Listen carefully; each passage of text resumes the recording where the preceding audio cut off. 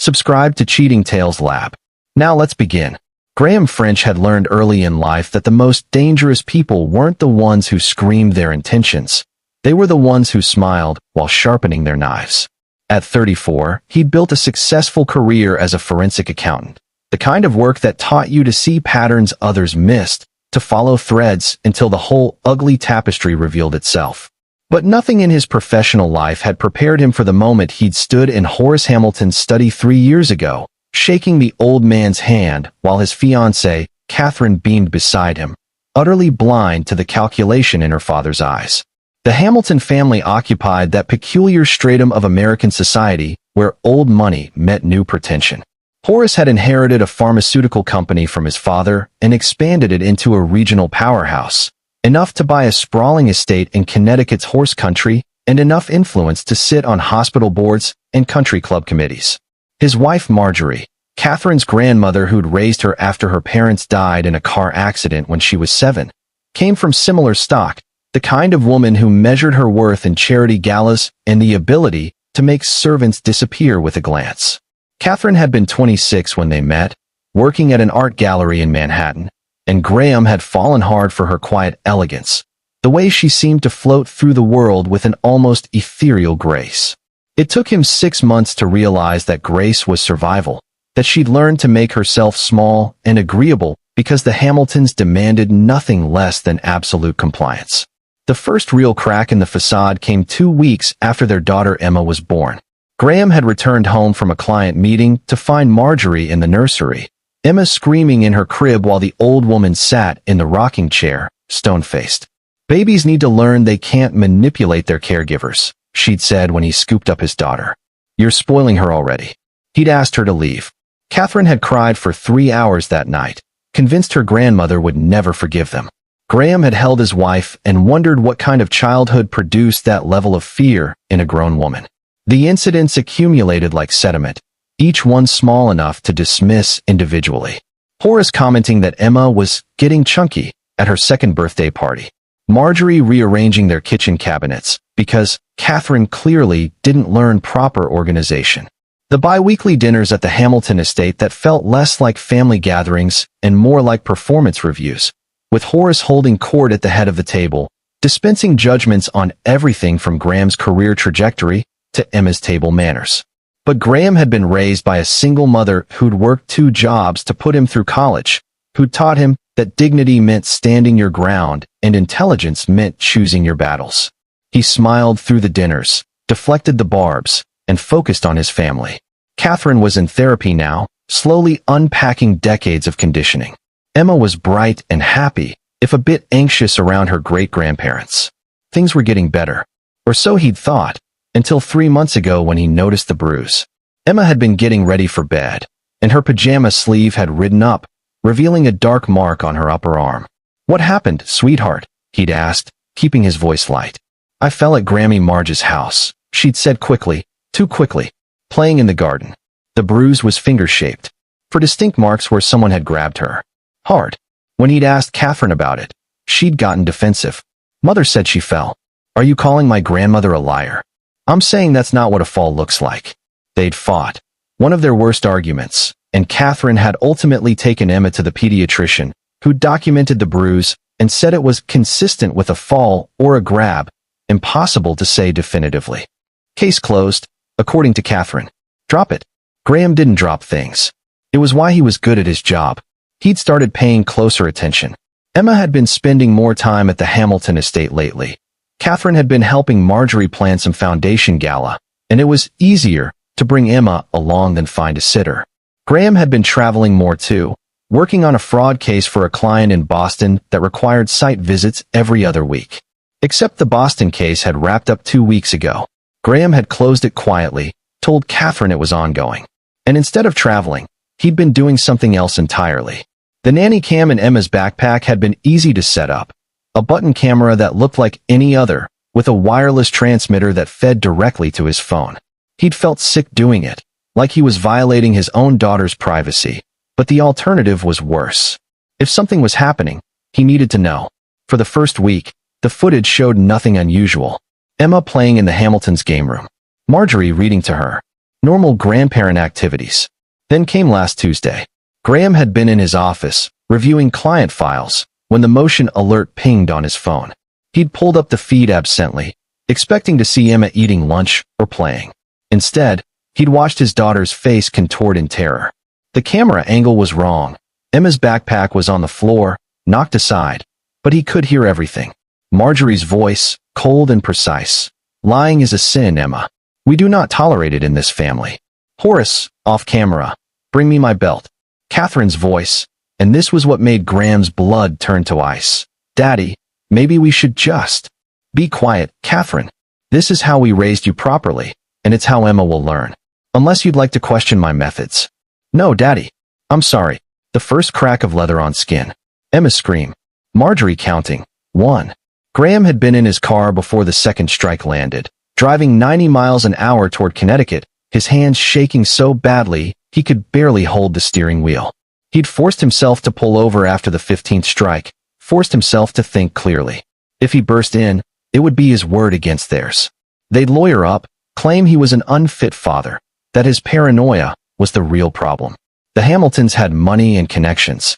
He had rage and a nanny cam that might not even be admissible in court depending on Connecticut's recording laws. So Graham had done what he did best.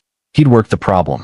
He'd called his old friend Mauricio Cabrera, who'd left forensic accounting for law school and now worked as a prosecutor in the Connecticut State's Attorney Office. Laid out the situation in 3 minutes. Mauricio had made 2 calls and given Graham an address. The Connecticut State Police Barracks was 20 minutes from the Hamilton estate. Detective Coleman Murphy and Officer Zachary Rivers had listened to Graham's story, watched 2 minutes of the live feed on his phone. They were on strike 31 by then. Emma's screams had gone hoarse and followed him out to their cruiser. Now, as Graham pulled through the gates of the Hamilton estate with a police escort, his phone showed strike 45. Marjorie's voice, 45. A pause. This is for your own good, Emma. You'll thank us when you're older. Strike 46. 47. Then silence, except for Emma's broken sobbing. Graham parked in the circular driveway, the police cruiser right behind him. His hands were steady now. He'd moved past rage into something colder, more focused. The Hamiltons had made a mistake. They'd thought they could continue their cycle of abuse, that their money and status made them untouchable. They'd forgotten that Graham French had built his entire career on exposing people who thought they were untouchable. He opened the app on his phone, saved the entire video file to 3 different cloud servers, and emailed copies to himself and Mauricio. Then he walked up the marble steps of the Hamilton mansion and rang the doorbell. The maid answered, Louisa Cameron, a nervous woman in her 50s who'd worked for the Hamiltons for 2 decades. Her eyes went wide when she saw the police officers. We're here to check on the welfare of Emma French, Detective Murphy said. Is she on the premises? Before Louisa could answer, Marjorie appeared in the foyer, imperious in a cream-colored suit, not a hair out of place. Officers, what is the meaning of this? Ma'am, we have reason to believe a child may be in distress at this address. That's absurd. My great-granddaughter is upstairs taking a nap. Graham, what ridiculous story have you been telling these men? Graham pulled out his phone, turned it to show the screen. The live feed showed Emma's room now, his daughter curled on the bed, her back bleeding through her dress. Would you like to explain this, Marjorie? Or should we go upstairs and see for ourselves? The color drained from Marjorie's face. Behind her, Horace emerged from his study, still holding his belt. He froze when he saw the officers. And Catherine appeared at the top of the stairs, her face pale, her eyes meeting Graham's. In that moment, he saw it all. The fear, the shame, the desperate hope that somehow this could still be smoothed over, that Daddy could fix it. Detective Murphy's hand moved to his gun. Sir, I need you to put down the belt and step away from the stairs. Graham looked at his wife, at the woman he'd loved enough to ignore every warning sign, and said the words he'd been rehearsing since strike number 1. Catherine, it's over. All of it. And before anyone says another word, you should know that everything that happened in this house for the last 3 hours is recorded, backed up in multiple locations, and already in the hands of the state's attorney. So I'd suggest everyone stay very, very quiet until your lawyers arrive. The silence that followed was broken only by Emma's crying, transmitted through his phone's speaker, and Marjorie Hamilton's sharp intake of breath as she realized that her world, carefully constructed over 70 years of manipulation and control, was about to collapse entirely. The Hamilton estate's living room had been designed to impress. Vaulted ceilings, original artwork, furniture that cost more than most people's cars. But with Detective Murphy and Officer Rivers standing by the windows and an EMT team working upstairs with Emma, it felt less like a showpiece and more like a crime scene. Which, Graham supposed, was exactly what it was. He sat on the antique sofa, as far from Catherine as the room allowed, and watched Horace Hamilton try to control a situation that had already spiraled beyond his reach. The old man had aged a decade in the 30 minutes since the police arrived, his face gray and slack, but his voice still carried that imperious edge. "This is a family matter," Horace was saying to Detective Murphy. "Graham has always been dramatic. We were disciplining Emma for lying about breaking a vase. She needed to learn. Mr. Hamilton." Murphy's voice was flat, professional. "I've been doing this job for 16 years. I've seen a lot of child abuse, and I've heard every excuse. So let me save us both some time. Nothing you're about to say will make 47 lashes with a belt sound reasonable. In my day, in your day, it was still illegal. It's called assault. And since the victim is a minor, it's felony child abuse." Graham watched Marjorie, who sat ramrod straight in her chair, her hands folded in her lap. She hadn't spoken since the police arrived, but her eyes kept darting to the stairs, calculating. Always calculating. Catherine stood by the fireplace, her arms wrapped around herself. She tried to approach Graham twice, and both times he'd held up a hand to stop her. He couldn't look at her without seeing Emma's face on that screen, couldn't hear her voice without remembering. "Yes, Daddy. I'm sorry." The EMT who'd been upstairs, a competent-looking woman named Marina Schwartz, came down the stairs with her partner. She made eye contact with Murphy and gave a small nod. "Detective, we need to transport the child to Connecticut Children's. She's got 47 separate lacerations on her back and buttocks, 3 of them deep enough to need stitches. There's also bruising on her arms and legs consistent with being forcibly restrained. She's severely traumatized and keeps asking if she's in trouble." Catherine made a sound like she'd been punched. Graham felt nothing. He'd used up all his feelings watching the video, watching his daughter beg them to stop. "Mr. French, you should ride with your daughter," Schwartz said. "She's asking for you." Graham stood, and Horace moved to intercept him. "Now wait just a minute. We have rights." "No." Graham's voice was quiet, but something in it made Horace step back. "You had rights. You had the right to be Emma's great-grandfather, to love her and protect her. You gave that up when you put a belt to her skin. So now you get to stand here and wait for your lawyers to tell you how badly you've fucked up your life, and I get to go take care of my daughter." He looked at Catherine for the first time since the police had finished upstairs. "I'll call you with updates about Emma. That's all." "Graham, please, I didn't know it would be that bad. I thought they were just going to talk to her." "You watched. The camera caught your voice, Catherine. You stood there and watched them whip our daughter 47 times, and you did nothing. He's my father. I can't just." "Yes, you can. That's what being a parent means." He turned to Murphy. "What happens now with them?" "We'll be filing charges. Felony child abuse for Mr. Hamilton, potentially for Mrs. Hamilton as well. Your wife's status depends on the state's attorney review. There's an argument for complicity, but also for coercion given the family dynamics." Graham nodded. "Whatever Mauricio decides. I'll cooperate fully." He left without looking back, following the EMTs to the ambulance. Emma was strapped to a gurney, her small body looking even smaller under the white blankets. When she saw him, her face crumpled. "Daddy, I'm sorry. I didn't mean to break Grammy's vase. I promise I didn't mean to." "Sho, baby. None of this is your fault. You're not in trouble. You're never going to be in trouble." He climbed into the ambulance beside her, took her small hand in his. "I've got you now. You're safe." The ambulance pulled away from the Hamilton estate, sirens silent. Through the back window, Graham could see Horace and Marjorie standing in the doorway, Catherine between them, a tableau of a family that had just realized its power was an illusion. His phone buzzed. A text from Mauricio. "Got the video files. This is ironclad. They're done. You okay?" Graham typed back with one hand. "Getting there. Thanks for moving fast. Always. Emma comes first. We'll bury these bastards." At the hospital, the intake process was familiar from Graham's insurance work. Forms, questions, a social worker named Pearl Meyer who sat with him while the doctors examined Emma. She was gentle but thorough, and Graham appreciated that she didn't try to soften the reality. Your daughter is going to need significant therapy, Mr. French. This kind of trauma doesn't just go away.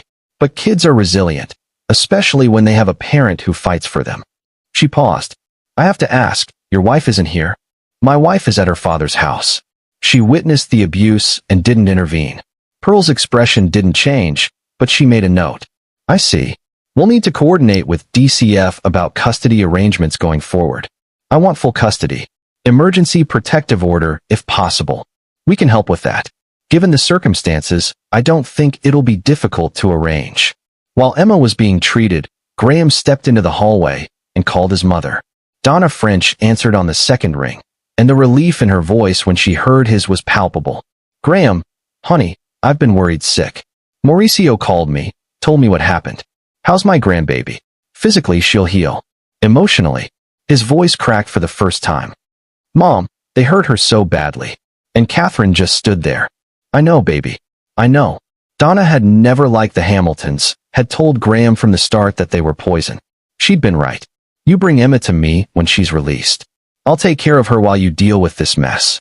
I'm going to destroy them, Mom. Legally, socially, financially. All of it. Good. They deserve it. But Graham? Don't lose yourself doing it. Don't become what you hate. He promised to call her with updates, and hung up. The hallway was empty except for a janitor mopping the far end, the squeak of the bucket wheels echoing off the tile. Graham leaned against the wall and let himself feel it. The rage, the grief, the betrayal. Then he pushed it down, compartmentalized it. He'd learned that skill watching his mother work double shifts and still show up to his school plays with a smile. You dealt with your feelings later. Right now, you did what needed doing. His phone rang. Catherine. He almost didn't answer, but something made him pick up. What? Graham, please, you have to understand. They're my family. They raised me. I know it was wrong. I know, but I froze. I couldn't. Stop. Just stop. He kept his voice level. I don't want to hear excuses. I want to know one thing. If I hadn't shown up with the police, if I'd actually been in Boston like you thought, what would you have told me when I got home? Silence. Catherine, what would you have told me? Her voice was small, broken, that she fell, playing in the garden. Right? You would have lied to me. Again. Just like you've been lying every time Emma came home with bruises or seemed scared. How long has this been going on? It was never like this before, I swear. Just, sometimes they'd spank her if she was bad, but nothing like. How long? Maybe 6 months? But Graham, it was just normal discipline. What they did to me growing up, I didn't think. He hung up. 6 months. 6 months of his daughter being abused, and Catherine had hidden it. Had participated in it. His phone buzzed again immediately. A text from Catherine. Please don't do this. They're still my family. Daddy made a mistake, but we can fix this.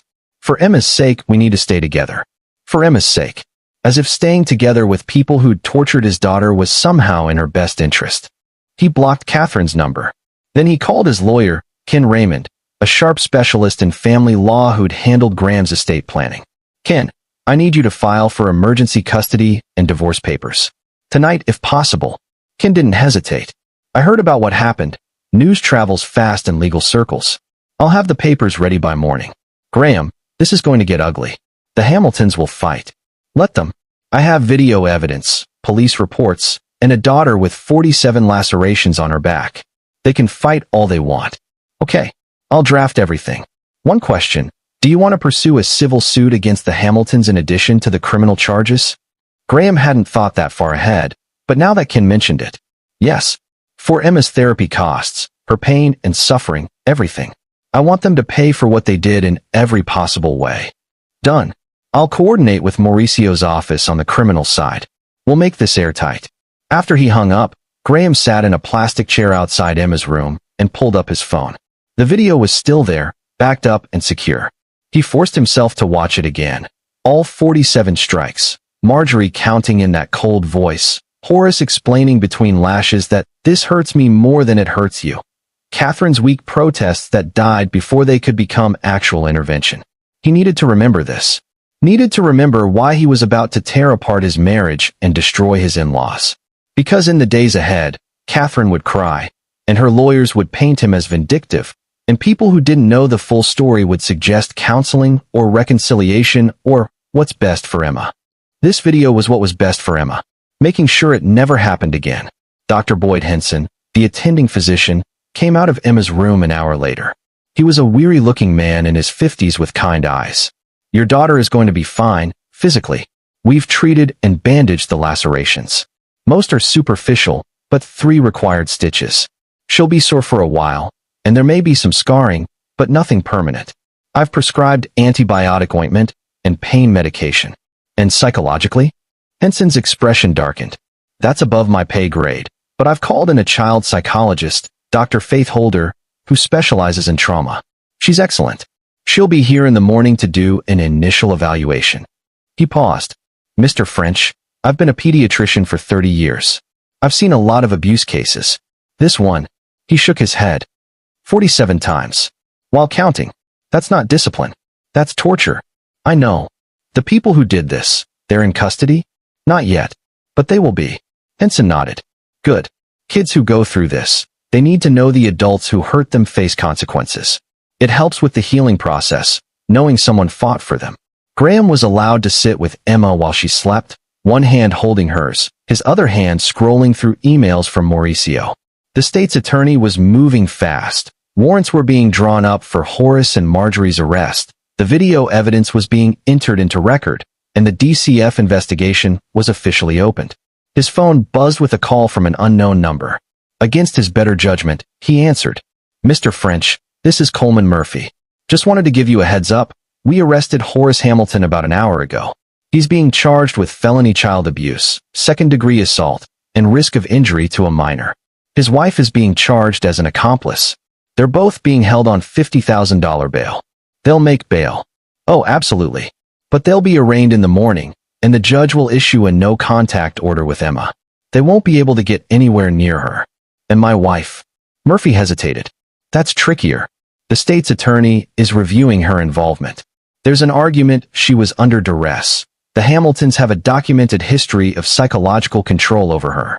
But there's also the argument that she had a duty to protect her child and failed to do so.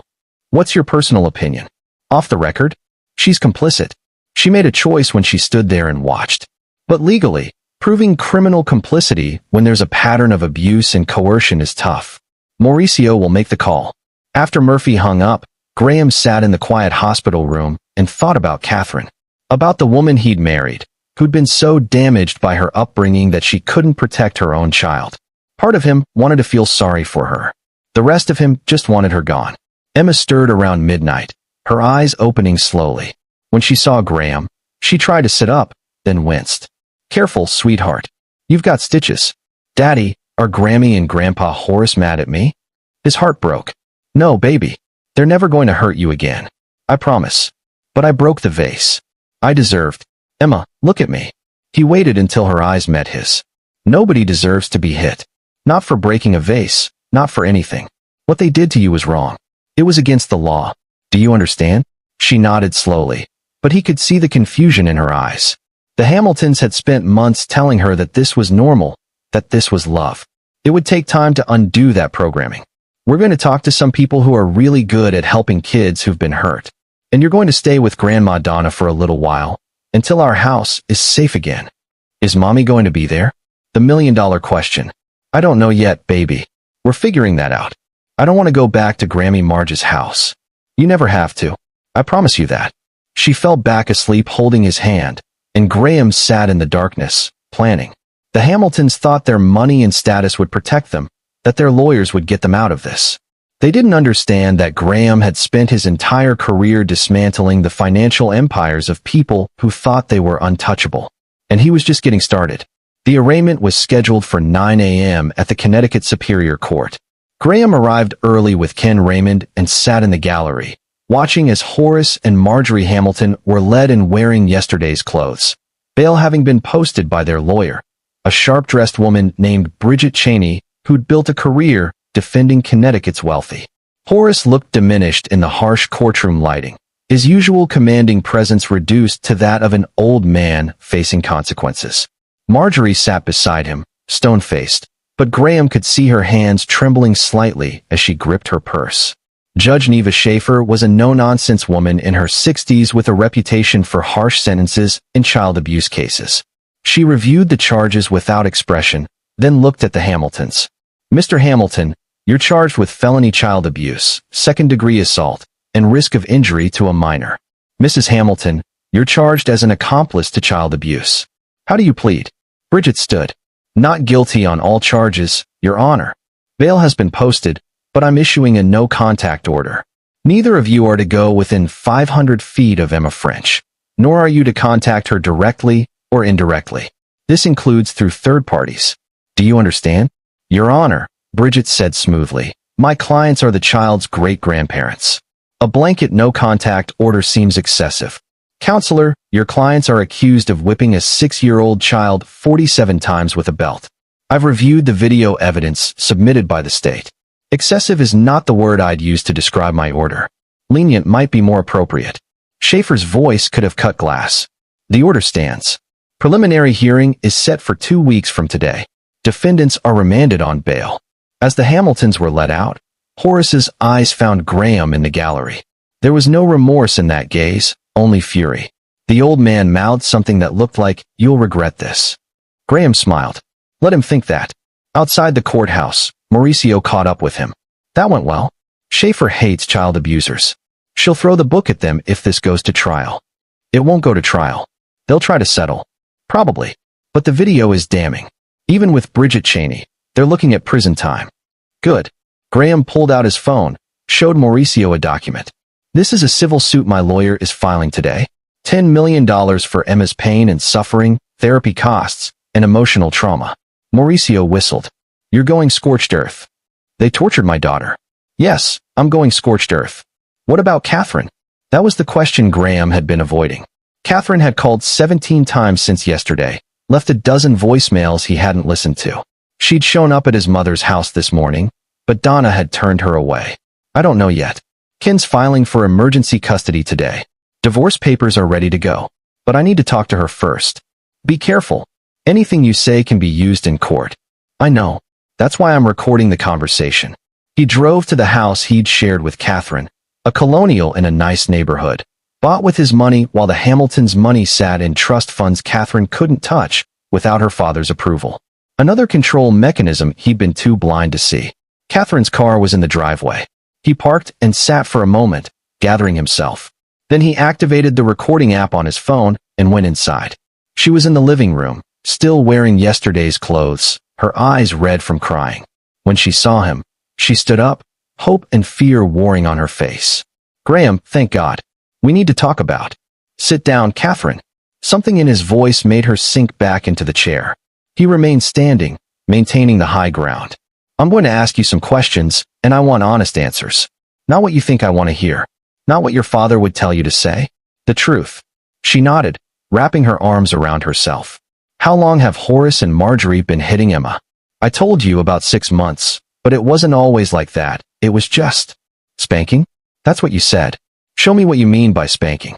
She blinked, confused. "What? Show me. Demonstrate how they did it." Catherine hesitated, then mimed a light swat. "Like that. Just a tap." "A tap doesn't leave bruises, Catherine. Emma's had bruises for 6 months. Try again." Her hands shook. Maybe harder than I thought. But Daddy said it was normal, that it's how he raised me, and I turned out fine." "Did you?" "Turn out fine." Graham kept his voice level. "Because from where I'm standing, you're a woman who's so terrified of her father that you let him torture your daughter rather than stand up to him. That's not fair." "Fair? You want to talk about fair? Emma has 47 lacerations on her back. She's 6 years old, and she thinks she deserved it. She asked me last night if Grammy and Grandpa were mad at her. Not if she was okay. If they were mad at her." His voice rose slightly. "So no. Catherine, I don't give a damn about fair right now." She was crying now, full sobs. "I didn't know it would be that bad. I thought they were just going to talk to her, maybe give her a spanking. But then Daddy got so angry, and Mother was counting, and I wanted to stop it, but I couldn't. I just froze. 47 times. You stood there for 47 strikes. At any point, you could have called the police. You could have grabbed Emma and left. You could have physically intervened. But you did nothing. You don't understand what it's like growing up with them. The control, the way they make you feel like you're nothing without them. You're right. I don't understand. Because my mother raised me to protect people weaker than myself, not to abandon them when they need me most. Catherine looked up at him, her face streaked with tears. So that's it. Our marriage is over because I made one mistake. One mistake. Graham laughed, but there was no humor in it. Catherine, you've been hiding abuse for 6 months. You've been complicit in teaching our daughter that violence is love. This isn't one mistake. This is a pattern of choices, and every single one of them put your father's approval above our daughter's safety. I can change. I'll go to therapy. You are going to therapy. It's part of the custody agreement. Ken is filing today. You'll have supervised visitation with Emma, and only if your therapist signs off on it. Her face went white. You're taking her away from me? You helped them hurt her. What did you think would happen? Graham, please, she's my daughter. Then act like it. The words came out sharper than he intended. He took a breath, forced himself back to calm. I'm filing for divorce. You can fight it if you want, but the evidence is against you. You'll get visitation, but I'm going for full custody. And if I contest it, then we go to court, and a judge watches the video of you standing there while Emma screamed. How do you think that plays out? Catherine stood up, suddenly angry. You're enjoying this. You've always hated my family, and now you get to destroy them. I'm protecting my daughter. If you can't see the difference, that proves I'm right to divorce you. Fine. Her voice was cold now, the vulnerability replaced by something harder. But you should know, Daddy's lawyers are looking into you. They're going to argue that you're an unfit father, that you provoked this whole situation by being controlling and abusive yourself. Graham almost laughed. Let them try. I've got nothing to hide. Can your father say the same? What's that supposed to mean? It means I'm very good at finding financial irregularities, Catherine. And I've been looking into Hamilton Pharmaceuticals. There are some interesting discrepancies in their foundation's tax filings. Donations that don't quite add up. Expenses that seem inflated. Her face went pale. You're bluffing. Am I? Your father has been using the family foundation as a slush fund for years. Luxury, business trips, personal expenses written off as charitable donations, shell companies that exist only on paper. The IRS is very interested in people who abuse nonprofit status. You wouldn't. Watch me. You tell Horace that if he comes after me in court, I'll bury him. The criminal charges are just the beginning. I'll have federal investigators crawling through every aspect of his business. By the time I'm done, the Hamilton name will be synonymous with fraud and child abuse. Catherine stared at him like she'd never seen him before. What happened to you? You used to be kind. I'm still kind. To people who deserve it. Your family lost that privilege when they put a belt to my daughter's skin.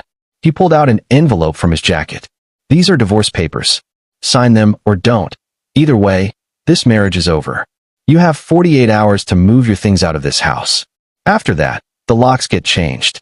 He left without waiting for a response, got in his car, and drove back to his mother's house where Emma was staying. Only when he was parked in the driveway did he let himself feel it. The grief of his marriage ending, the rage at Catherine's betrayal, the bone-deep weariness of having to be strong when all he wanted was to break down. But he didn't, because Emma needed him strong. Inside, his mother had made pancakes, and Emma was sitting at the kitchen table with Dr. Faith Holder, the child psychologist, drawing pictures. She looked up when Graham came in, and her small face broke into a smile. Daddy, Dr. Faith says I can use all the colors I want. That's great, sweetheart. He kissed her forehead, careful to avoid the bandages under her shirt. Faith caught his eye and gestured to the hallway. He followed her out, and she spoke in a low voice. She's doing remarkably well, all things considered. But she's exhibiting signs of trauma conditioning. She keeps asking if she's in trouble, if people are angry with her. It's going to take time to undo that programming. Whatever she needs. Good. I'd like to see her 3 times a week for the next month, then we'll reassess. And Mr. French? You're doing the right thing. Kids need to know that adults will protect them, even when it's hard. The next few days were a blur of legal proceedings. Ken filed for emergency custody and divorce. The civil suit against the Hamiltons moved forward. Mauricio called to say that the criminal case was airtight. Bridget Cheney was already making noise about a plea deal. And Graham started his own investigation into Hamilton Pharmaceuticals. It was almost too easy. Horace had been sloppy, overconfident in his untouchability. The family foundation had been used as a personal piggy bank for years. Luxury vacations written off as charity conferences, family members on the payroll for no-show jobs, artwork purchased at inflated prices from dealers Horace had personal relationships with. But the real prize was deeper. Hamilton Pharmaceuticals had been involved in a drug trial 3 years ago, testing a new painkiller. The trial had been discontinued after adverse effects were reported, but the raw data had been buried. Patients had been paid settlements with strict NDAs. Graham found the patients, found the settlements, found the buried data. He compiled it all into a neat package and sent it anonymously to both the FDA and an investigative journalist named Art Zhang, who specialized in pharmaceutical industry corruption. Then he waited. The explosion came faster than he expected. Art Zhang's article dropped on a Wednesday morning. Hamilton Pharmaceuticals buried dangerous drug trial data, paid patients for silence. By Wednesday afternoon, federal investigators had opened an inquiry. By Thursday, Hamilton Pharmaceutical stock had dropped 20%. By Friday, Horace Hamilton had been subpoenaed to testify before a congressional committee. Mauricio called, half impressed and half concerned. Did you have anything to do with the Hamilton Pharma story? I might have pointed a journalist in the right direction. Graham, you need to be careful. If this looks like retaliation, it's not retaliation. It's justice. Horace Hamilton built his empire on lies and buried bodies. I just helped bring that to light. The Hamiltons are going to know it was you. Good. Let them know. Let them understand what happens when you hurt my daughter. That night, Graham got a call from an unknown number. He almost didn't answer, but something made him pick up. You've made a very big mistake. Horace's voice was tight with fury. You think you can destroy my family? My company? I think I already have. How's your stock price looking? This isn't over. I have resources you can't imagine. Connections. Power. Had. Past tense. Your connections are melting away as we speak. Nobody wants to be associated with a child abuser and a fraud. I raised Catherine. She's my daughter. Emma is my great-granddaughter. This is a family matter, and you've turned it into a circus. You lost the right to call it a family matter when you committed a felony. 47 times, Horace. Did you lose count? Or was the counting part of the fun? The silence on the other end was profound. Then, I'm going to take everything from you. Your job, your reputation, your daughter. Try it. But while you're making threats, remember that I'm a forensic accountant who specializes in finding fraud. And you've been committing fraud for decades. So ask yourself, do you really want to go to war with me? Because I promise you, I'm just getting started. He hung up before Horace could respond. His mother found him in the kitchen afterward, staring at his phone. You okay, honey? Horace called. Made threats. You recording it? Of course. Donna squeezed his shoulder. Your father would be proud of you. Standing up for Emma like this. Graham had been 5 when his father died. Heart attack, sudden and brutal. He had only fragments of memories, but he remembered his father teaching him to stand up to bullies, to protect people who couldn't protect themselves. I hope so. Sometimes I worry I'm going too far. Too far? Baby, they whipped your daughter 47 times.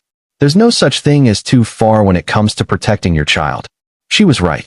And the Hamiltons were about to learn just how far Graham was willing to go. The preliminary hearing was scheduled for Monday morning, but the weekend brought new developments. Bridget Cheney called Ken Raymond Saturday afternoon, requesting a meeting to discuss a plea agreement. They want a deal, Ken told Graham over the phone. Probably trying to avoid trial now that the pharmaceutical scandal is breaking. What are they offering? For Horace, guilty plea to reckless endangerment, suspended sentence, probation. For Marjorie, charges dropped in exchange for testimony against Horace. Graham felt his jaw clench. No prison time. It's a first-time offense, technically. And they're elderly. Judge might go for it. Absolutely not. They don't get to walk away from this. Graham, I understand you're angry, but no deals. They go to trial, or I release the full video to the media. Kim was quiet for a moment. You're playing hardball. They tortured my daughter. This is what hardball looks like. He called Mauricio next, who sighed heavily when Graham explained the situation. The state's attorney has final say on plea deals, not you. But you can influence the decision. Mauricio, if they get a slap on the wrist, what message does that send? That rich people can abuse children and buy their way out. I agree with you. But the reality is, juries are unpredictable. The Hamiltons have expensive lawyers. There's a risk we go to trial and lose. Have you watched the full video? Yes. All 47 strikes. Heard Emma screaming? Heard Marjorie counting like she was keeping score. Yes, Graham. I've watched it. Multiple times. It's burned into my brain. Then you know no jury would let them walk. Not if they see what I saw. Another pause. Then, let me talk to my boss. No promises, but I'll push back on the plea deal. That evening, Graham sat with Emma while she worked on a puzzle at Donna's dining room table. The bruises on her arms had faded to yellow-green, and the lacerations were healing, but he knew the invisible damage would take longer. Daddy, Dr. Faith says I can draw how I feel instead of talking about it. That sounds good. Have you drawn anything? She nodded and pulled out a piece of paper from her backpack. Graham's heart sank when he saw it. A stick figure labeled me, cowering under dark scribbles, while two larger figures stood over her. One held a brown rectangle. A belt. Dr. Faith says the scared feeling will go away eventually. Is that true? Yes, baby. It takes time, but it will get better. When can I go back to school? Emma had been out of her first grade class for a week now. Graham had told the school there was a family emergency, but news traveled fast in small communities. He knew people were talking. Soon. We just want to make sure you're ready. I miss my friends, but I don't miss Grammy and Grandpa Horace. You don't have to see them again if you don't want to. Good. She went back to her puzzle, her small hands fitting pieces together with intense concentration. Daddy, are you and Mommy getting divorced? The question hit him like a punch. What makes you ask that? Mommy called Grandma Donna. I heard Grandma say you were done with her. She looked up at him with those wide, innocent eyes. Does that mean Mommy doesn't live with us anymore? Graham knelt down beside her chair. Emma, your mom and I are having some grown-up problems. It's not your fault, okay? None of this is your fault. Is it because I broke the vase? No, sweetheart. It's because Mommy made some choices that hurt you, and I can't forgive that. But no matter what happens between me and Mommy, we both love you very much. If you love me, why didn't Mommy stop them? Out of the mouths of babes. Graham struggled to find an answer that a 6-year-old could understand, that wouldn't poison Emma against her mother more than Catherine had already poisoned herself. Sometimes grown-ups are scared too. Mommy was scared of her daddy, and that fear made her make bad choices. But that doesn't make it okay. Emma thought about this, fitting another puzzle piece into place. I don't want to see Mommy right now. Is that bad? No, baby. That's not bad at all. You get to decide when you're ready. Sunday morning brought the call Graham had been half expecting. Catherine's lawyer, a different attorney from Bridget, a family law specialist named Cruz Carrillo, wanted to meet to discuss custody arrangements. They met at a coffee shop in neutral territory. Carrillo was a smooth operator in his 40s, the kind of lawyer who specialized in high-net-worth divorces and custody battles. Mr. French, my client is prepared to be reasonable about custody.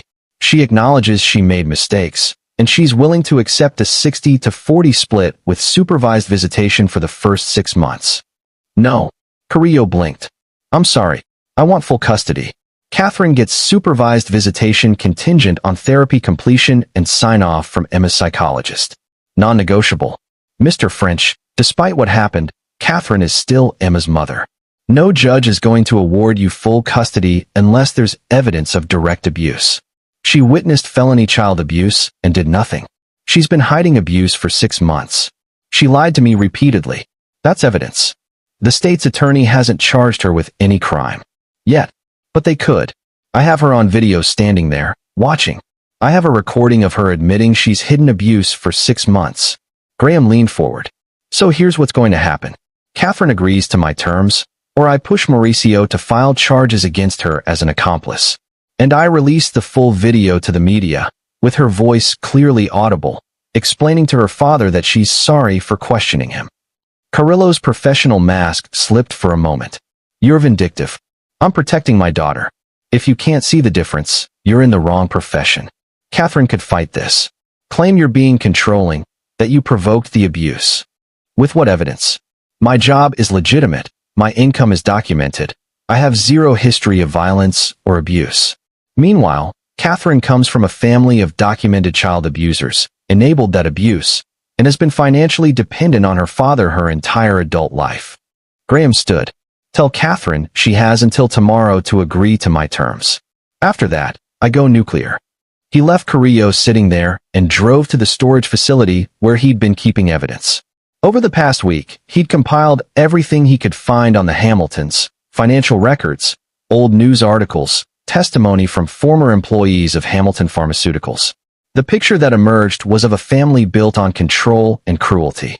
Marjorie had been sued twice by former housekeepers for verbal abuse. Horace had settled multiple workplace harassment claims.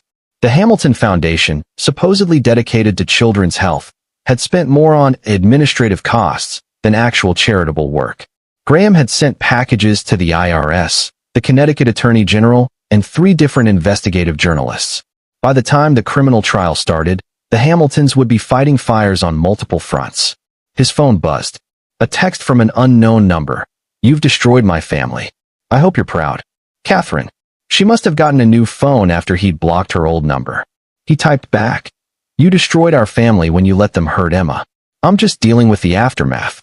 Daddy's going to lose everything because of you." "No, Daddy's going to lose everything because of Daddy. I just helped speed up the process. I'll never forgive you for this. I don't need your forgiveness. I need you to sign the divorce papers and leave Emma alone until you've dealt with your issues." No response. Graham pocketed his phone and went back to sorting evidence. Monday morning, Mauricio called with good news. The state's attorney rejected the plea deal. "We're going to trial." The video was too damning. "My boss said any prosecutor who let the Hamiltons walk would be crucified in the press." Good. When? Trial date is set for 6 weeks from now. We're pushing for expedited proceedings given the severity and the video evidence. What about Catherine? We're still reviewing. The problem is proving criminal intent versus duress. She'll likely face charges of failure to report child abuse, which is a misdemeanor, but getting felony charges to stick is tough. Make it stick. She had dozens of opportunities to protect Emma and chose her father instead every time. I'll do what I can. But Graham? You need to be prepared for the possibility that Catherine walks with probation. If she does, I want it documented in the custody proceedings. Every last detail. After the call, Graham drove to Emma's school to meet with her teacher and the principal. They needed to know what was happening before Emma returned to class. Principal Laverne McKinney was a competent woman in her 50s who listened to Graham's explanation without interruption, her expression growing more horrified as he detailed the abuse. "My God. Poor Emma. How is she doing?" "She's healing physically. Emotionally, it's going to take time.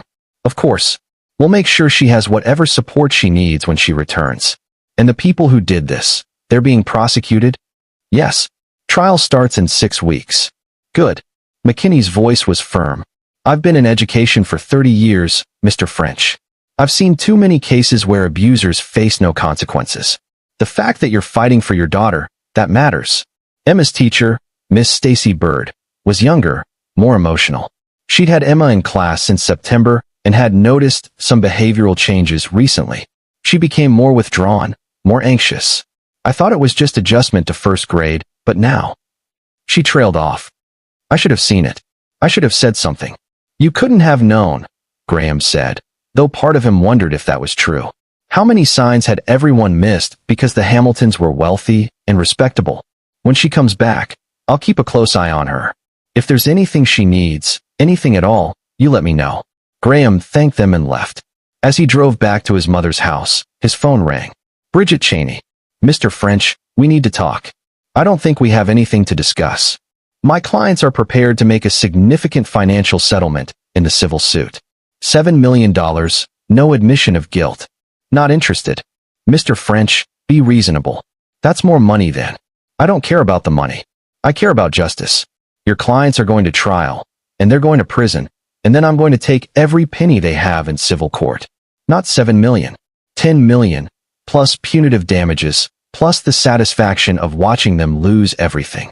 You're making a mistake. The Hamiltons have resources. Had. Past tense. Have you seen the news about Hamilton Pharmaceuticals?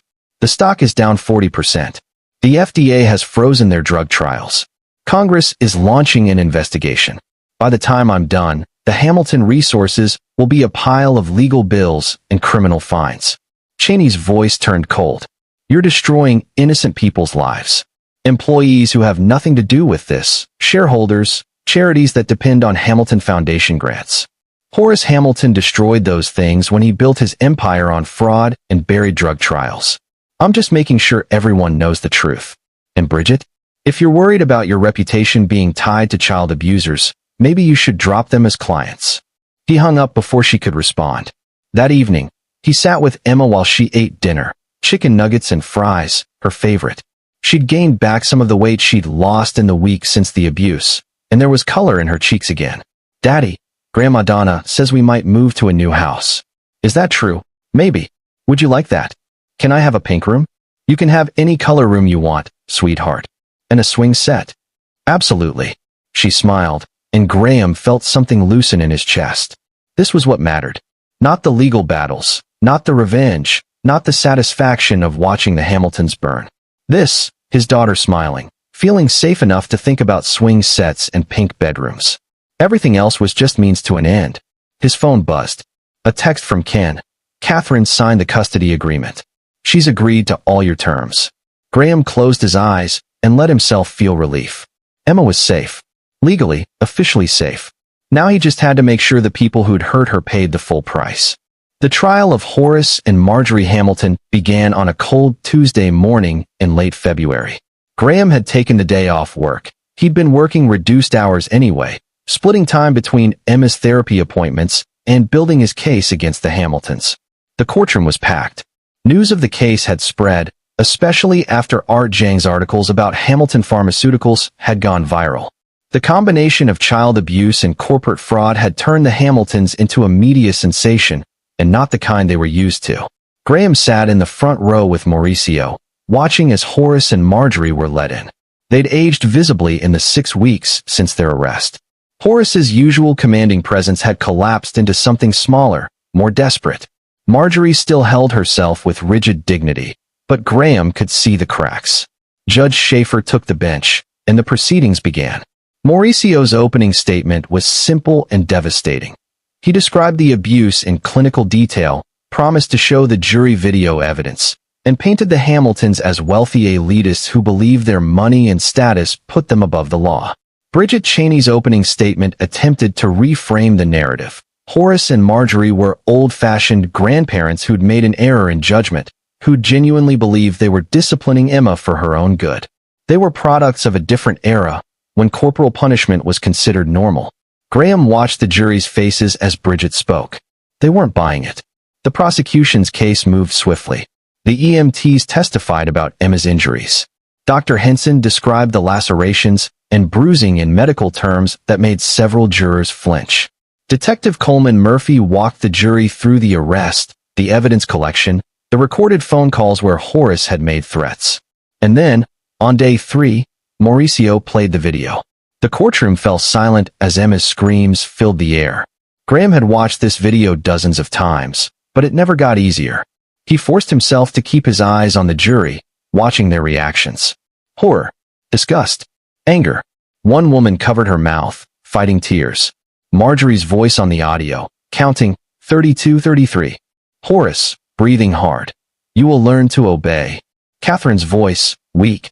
"Daddy, maybe we should." "Be quiet, Catherine." The video ended.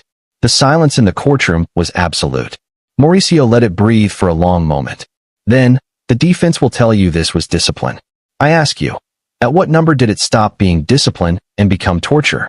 Was it strike number 10, 20, 30? Or was it always torture, from the very first time Horace Hamilton raised his belt to a 6-year-old child?" Bridget tried to cross-examine the witnesses, tried to create doubt, but there was no recovering from that video. The evidence was too stark, too brutal. On day 4, Graham was called to testify. He'd been dreading this, but Mauricio had prepared him well. "Mr. French, can you describe your relationship with your daughter?" "Emma is everything to me.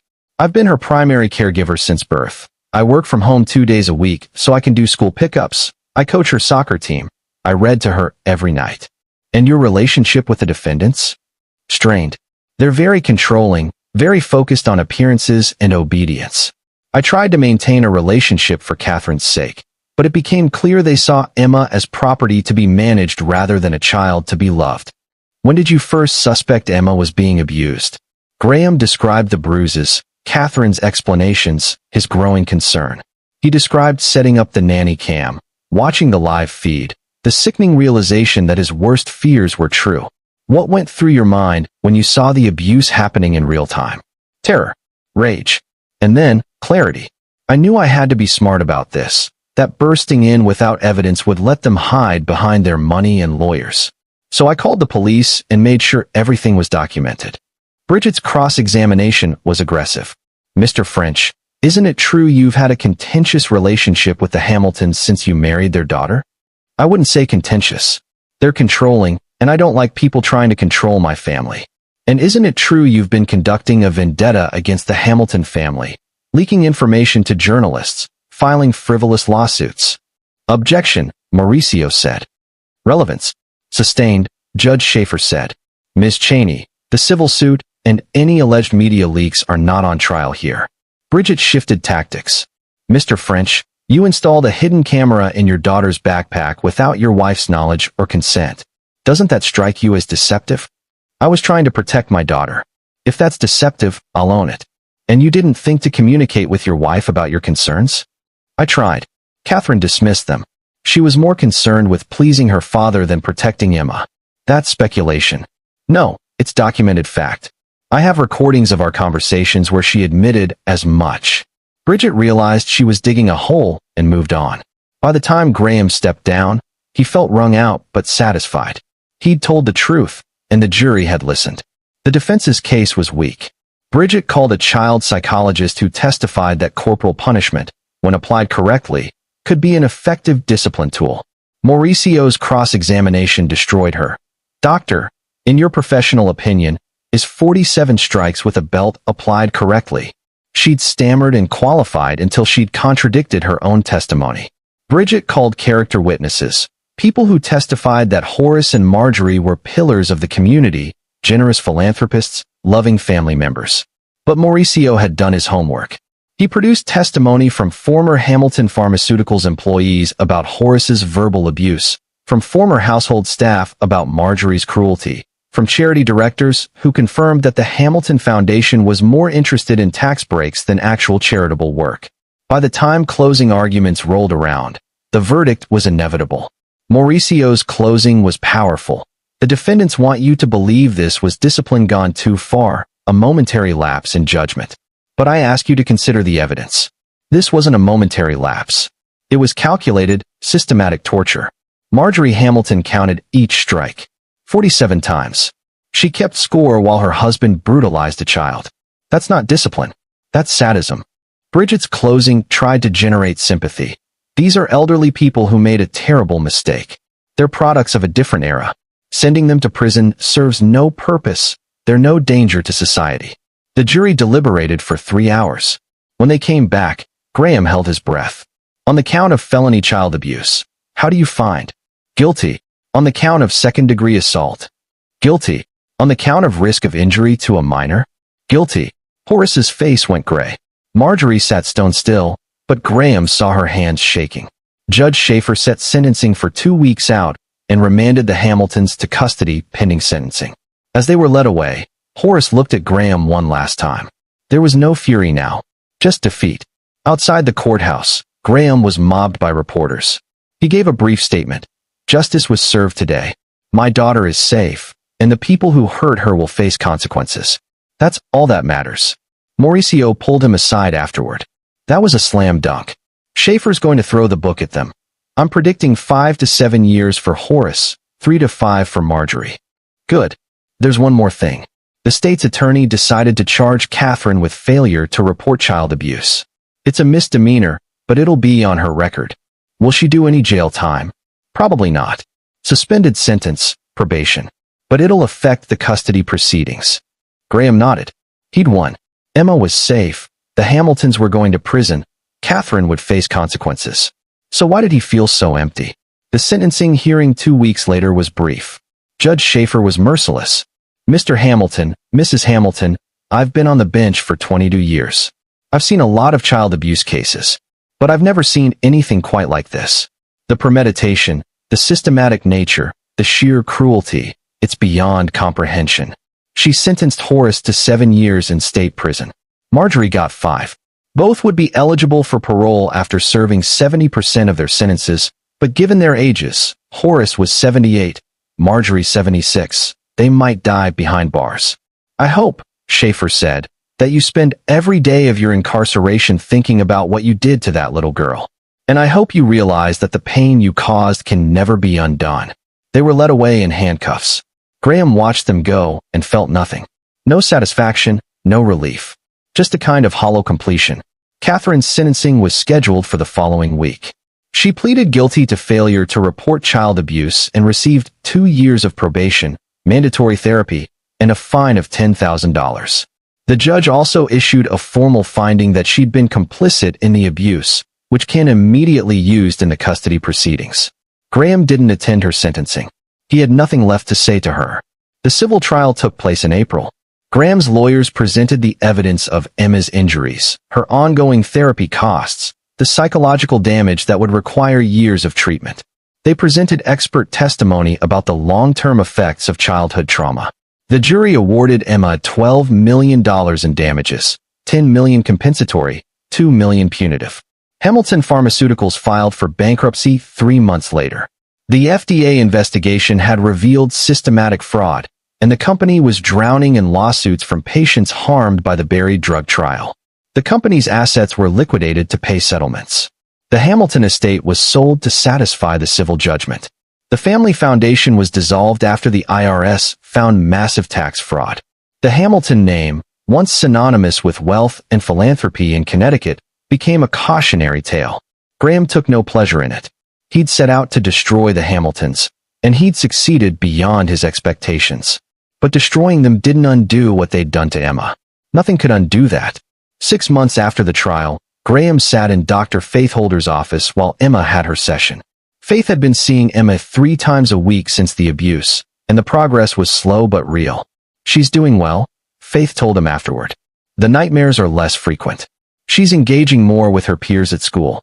She's starting to understand that what happened wasn't her fault. Starting to understand. After 6 months. Trauma rewires the brain, Graham. It takes time to rewire it back. But Emma has something a lot of abuse victims don't have. A parent who fought for her, who believed her, who made sure her abusers faced consequences. That's incredibly healing. What about Catherine? Emma's been asking about her. What does Emma want? She says she misses her mom, but she's scared to see her. That's natural. Catherine represents both love and betrayal. Emma needs to work through that at her own pace. Faith leaned forward. Have you thought about what you'll say if Emma wants to resume contact? I don't know. Part of me wants to say no, to protect Emma from any more hurt. But the therapist side of my brain knows that's my anger talking, not what's best for Emma. Catherine's in therapy too. She's doing the work. And she's been consistent about respecting the custody agreement. No attempts to circumvent the visitation restrictions, no manipulation. That counts for something. Graham sighed. I know. I look at Emma, and I see what Catherine allowed to happen, and I want to keep her as far away as possible. Which is understandable. But Emma isn't you. She might need a relationship with her mother to heal, even if that relationship looks different than before. The supervised visitation session started in May, 6 months after the abuse. Graham wasn't present. A court-appointed supervisor handled the meetings, but Emma reported back afterward. Mommy cried a lot, Emma said after the first visit. She said she was sorry. How did that make you feel? Sad. But also, I don't know. A little better. The visits continued weekly. Catherine was compliant, appropriate, focused entirely on rebuilding trust. Graham got reports from the supervisor. No manipulation, no attempts to undermine his custody, no excuses or deflection. Just apologies and age-appropriate interaction. Against his better judgment, Graham found himself softening slightly. Not toward forgiving Catherine, that was still beyond him, but toward accepting that Emma might need her mother in some capacity. In July, Graham bought a new house. It was smaller than the colonial he'd shared with Catherine, but it had a big backyard and enough space for Emma to have her pink bedroom and the swing set she'd asked for. Emma helped him pick out furniture, paint colors, decorations. It was therapeutic for both of them, building something new from the wreckage of their old life. Donna came to visit often, and Emma adored her grandmother. Grandma Donna never makes me feel scared, she told Graham one night. She makes me feel safe. That's what grandmas are supposed to do. Not all of them, though. No, not all of them. In August, Graham got a call from a lawyer he didn't recognize, Roderick Burke, calling on behalf of Horace Hamilton. "Mr. French, my client would like to apologize to you and your daughter. Tell your client he can apologize to the parole board. He's dying. Pancreatic cancer, stage 4. He has perhaps 3 months." Graham felt nothing. "And he wants to make amends before he dies. He's asking if you would consider bringing Emma to see him, so he can apologize in person." "Absolutely not. Mr. French, I understand your anger, but..." "No, you don't understand. My daughter wakes up screaming from nightmares about what your client did to her. She flinches when she sees men with belts. She's 6 years old, and she's been in intensive therapy for 8 months. So no, Horace Hamilton doesn't get a deathbed redemption scene. He gets to die knowing he destroyed his family and traumatized his great-granddaughter. That's his amend." He hung up. Horace Hamilton died in prison 6 weeks later. Graham didn't tell Emma. He saw no reason to. Marjorie was released on medical parole 3 months after that. Her lawyer argued that her advanced age and declining health made her a minimal risk. She moved to a nursing facility in Florida, paid for by what little remained of the Hamilton assets. Graham heard she tried to contact Emma once, a letter that the court-appointed supervisor intercepted. It was full of the same manipulation Graham remembered. She was sorry if Emma had been hurt, but they'd only been trying to help her become a better person, and didn't Emma miss her? The letter was destroyed. Emma never saw it.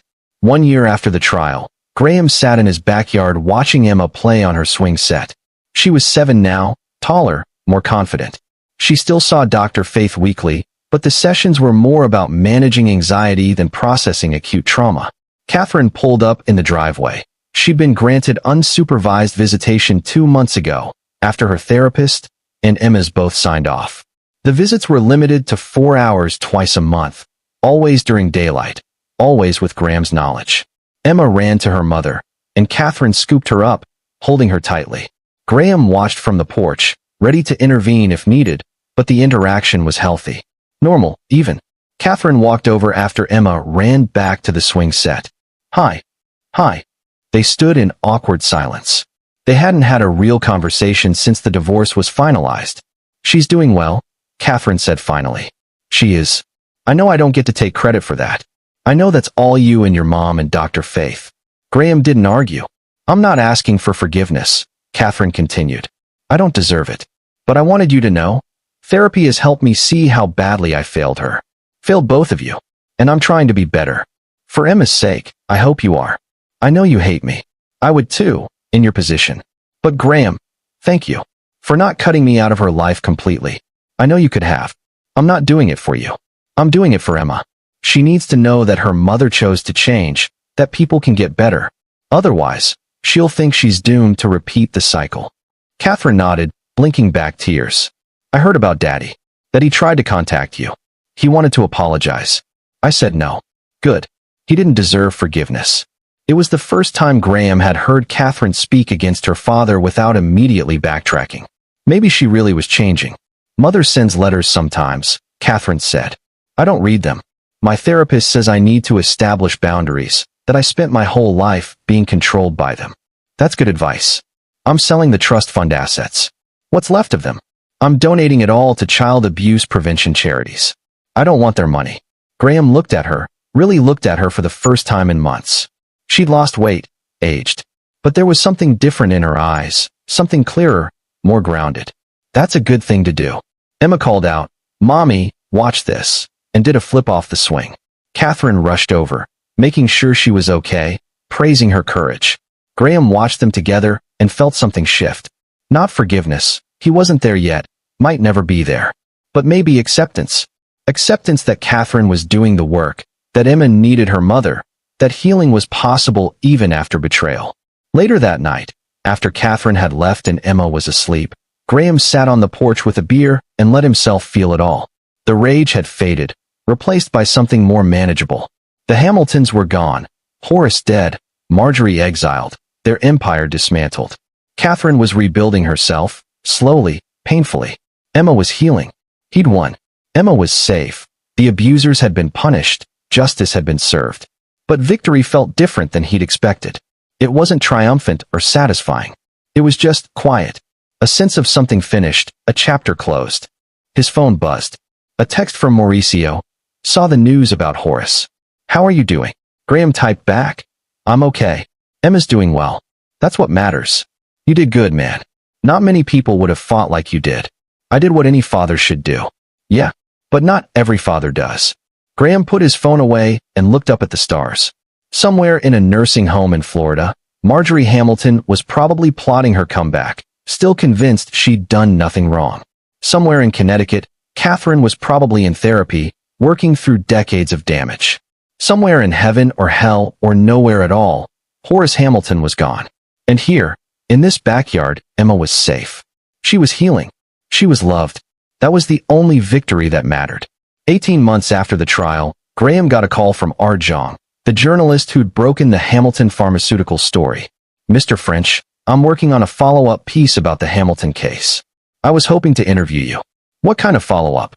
Looking at the broader implications, how the case exposed systematic abuse in wealthy families, how the legal system failed Emma initially because of the Hamilton status, how your actions sparked reform. Reform? You haven't seen? Connecticut passed new mandatory reporting laws last month, largely because of Emma's case. Teachers, doctors, therapists, they all have enhanced training now on identifying abuse in affluent families.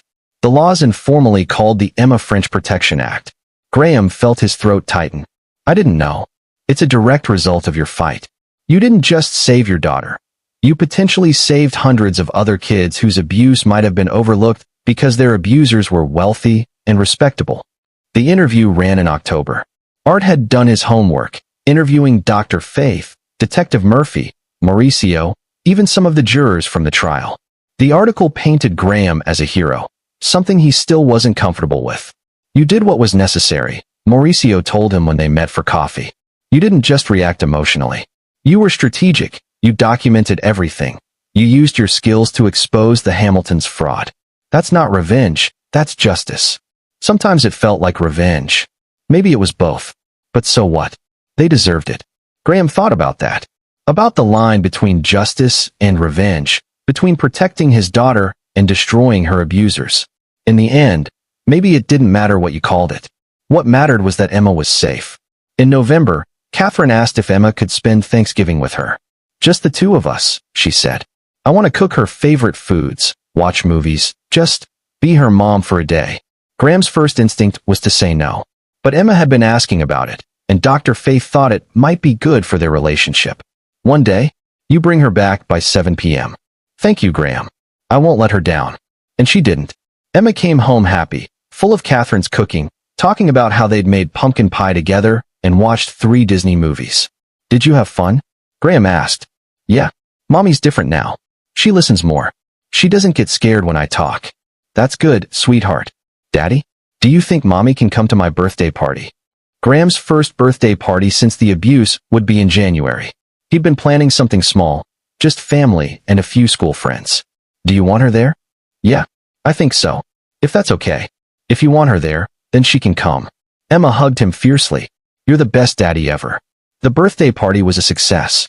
Emma turned 8 surrounded by people who loved her, Graham, Donna, Catherine, her school friends, Dr. Faith, who'd become almost like family.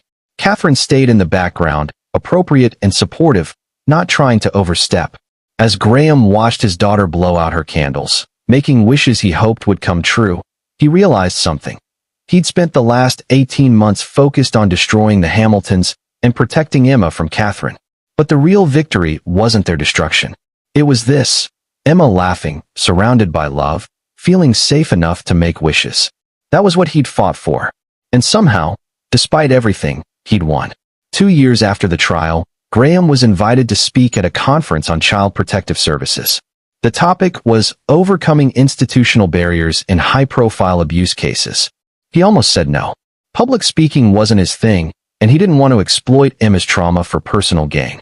But then he thought about the Emma French Protection Act, about the hundreds of kids who might benefit from improved reporting laws, about the therapists and teachers in the audience who might learn something that would help them save a child. He said yes. The conference was in Boston. Graham stood at the podium looking out at 200 faces and told Emma's story.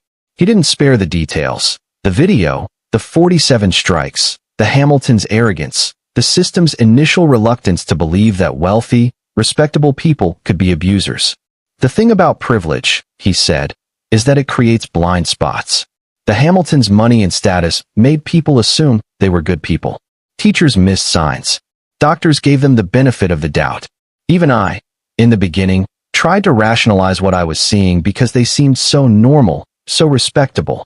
He talked about the importance of documentation, of trusting your instincts, of being willing to blow up your life to protect a child. People have called me a hero, he said. I'm not.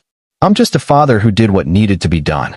The real heroes are the teachers and therapists and doctors who see the signs and report them, even when it's uncomfortable, even when the abusers are powerful. The standing ovation afterward made him uncomfortable, but several attendees approached him with stories of their own, cases they'd pursued, children they'd saved, families they'd protected. One woman, a DCF worker named Rochelle Snow, shook his hand with tears in her eyes. I had a case last year, wealthy family, lots of connections. The parents were furious when I reported them. But I thought about your daughter, about how you fought for her, and I stood my ground. That kid is safe now because you gave me the courage to not back down. On the flight home, Graham looked out the window at the clouds and thought about Emma. She was doing well, still in therapy, but thriving in school, making friends, laughing again. Catherine was a consistent presence now, supervised visitation having transitioned to regular custody time. They'd never be a nuclear family again, but they'd found a new normal. The Hamiltons were gone. Horace dead, Marjorie in a nursing home, their empire dismantled. Graham had gotten everything he wanted: justice, safety for Emma, punishment for the abusers. But what he hadn't expected was how many lives had been changed by Emma's case. The laws that were passed. The children who were saved because teachers and doctors had better training. The families who got help before abuse escalated because the reporting system had been improved. His phone buzzed. A text from Emma. Daddy, when are you coming home? I miss you. He smiled and typed back. 3 hours, sweetheart. I miss you too. Below, through breaks in the clouds, he could see the patchwork of cities and towns, thousands of families living their lives. How many of them held secrets like the Hamiltons had? How many children were suffering in silence? He couldn't save them all. But maybe, by saving Emma and making sure the Hamiltons faced consequences, he'd created a blueprint for others to follow. That would have to be enough. When he got home, Emma was waiting on the porch with Donna. She ran to him, and he scooped her up, holding her tight. How was your trip? Good. I told a lot of people about how brave you are. I wasn't brave, Daddy. I was just scared. Being brave doesn't mean you're not scared, sweetheart. It means you keep going even when you are scared. And you're the bravest person I know. She hugged him tighter. I love you, Daddy. I love you too, Emma. More than anything in the world. Later that night, after Emma was asleep, Graham sat in his office and pulled up the video file one last time. He'd watched it dozens of times in the early days, using it to fuel his rage, to remind himself why he was fighting. But now, 2 years later, he watched it differently. He watched it and saw not just the abuse, but the moment he'd chosen to fight. The moment he decided that protecting Emma was worth any cost. He closed the file and deleted it from his computer. The copies were backed up with his lawyers, preserved as evidence. But he didn't need to watch it anymore. He knew what he'd done. He knew why he'd done it. And he knew that he'd do it all again without hesitation. The Hamiltons had thought their money and status made them untouchable. They'd thought they could torture a child and face no consequences. They'd learned otherwise. And somewhere, in courtrooms and conference rooms, in therapy offices and classrooms, the ripples of that lesson were still spreading. Justice wasn't always clean or satisfying. It was messy and complicated, and sometimes it cost you everything. But for Emma, for his daughter who was safe and healing and laughing again, it had been worth it. Every single moment. This is where our story comes to an end. Share your thoughts in the comments section. Thanks for your time. If you enjoy this story, please subscribe to this channel. Click on the video you see on the screen, and I will see you.